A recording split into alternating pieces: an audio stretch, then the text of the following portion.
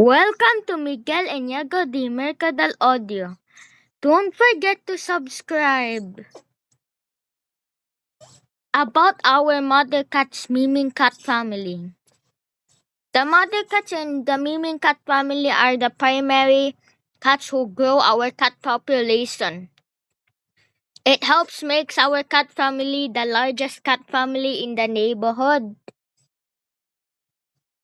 Kill pests and to reduce feral cats. They also give birth and they easily get pregnant in 4 months. The mother contributes to a good family in the Miming Cat family. They are our primary cat partners in the Miming Cat family. That's all. Thank you for watching Miguel Eñago de Mercadal Audio. Don't forget to subscribe.